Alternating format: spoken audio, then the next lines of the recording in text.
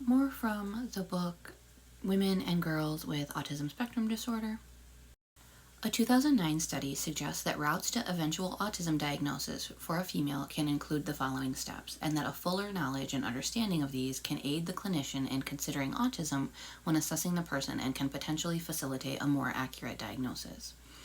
So the signs are previous diagnosis of another disorder or several disorders, including ADHD, anxiety, depression, OCD, or eating disorder. It also suggests the older the girl, the more diagnoses she is likely to have collected.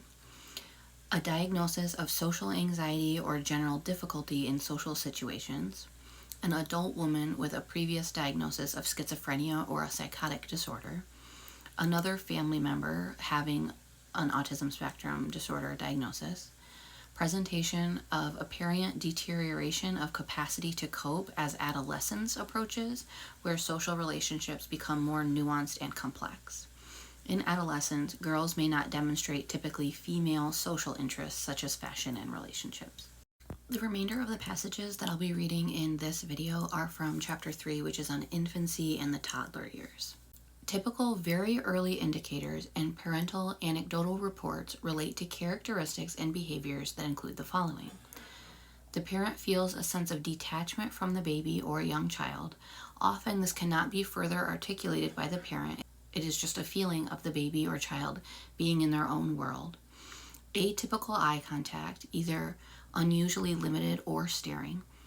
A lack of attention paid specifically to people and faces. Interest in people is not prioritized over objects. Limited interest and or response to people stimuli, such as smiling, voices, and peekaboo games. Limited reciprocal social facial expressions and social cues, like smiling and pointing. Limited seeking out of people and responses from people. One mother described her baby as very placid, silent, and peaceful. Sometimes it was almost spooky, as though she was a ghost just lying there silently without moving. New passage. Interestingly, one of the findings from research into sex differences in children with autism was that girls with autism do not have the same stereotypical rigid interest as boys, from a 2007 study. This person says, my research certainly found that repetitive and restrictive behaviors were completely the norm for girls, but that the topic type differed. A small number of activities came up time and time again as being favorites for repetition. Watching the same TV, video, or DVD program, reading the same book, listening to the same song or tape, and scripts and lyrics of their favorite shows, books, and songs were all known verbatim by the children. New passage. Surely it can be of no coincidence that despite reported numbers of women with autism being significantly lower than those of men, that many of the most established and prolific authors in autism, particularly those telling their own story, are women. Perhaps women with autism have a more innate drive to communicate. New passage. Play was almost exclusively solo for the girls in this sample under the age of around 6 years, although some girls did seek out the company of others, but found that it only took a very short time for them to either offend the other children or become upset with the notion of shared play. The girl appears to take either a domineering role in which all activities have to be on her terms, or a more passive role where she is mothered by other more socially able girls. I thought that one was particularly interesting for me because I have a cousin that is like within a year of my own age, and we played well together. I enjoyed playing with her, but adults would nag us because they thought she was way too bossy over me and that I was way too like compliant with what she wanted. But like I didn't mind her bossiness. Like it worked for us. It just seemed to upset other people.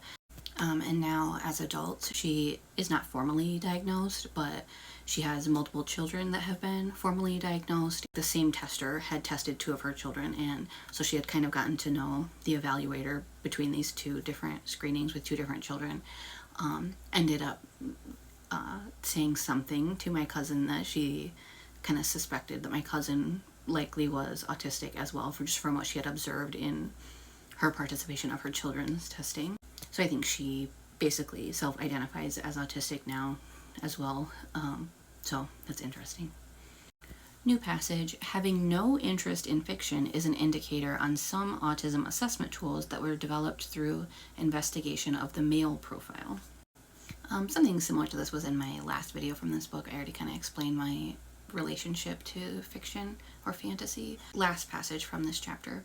I couldn't tolerate lumpy foods or foods that were undercooked. I also had tomato ketchup with virtually everything in order to mask its taste. I was very sensitive to taste and liked things that were either very sweet or very bland.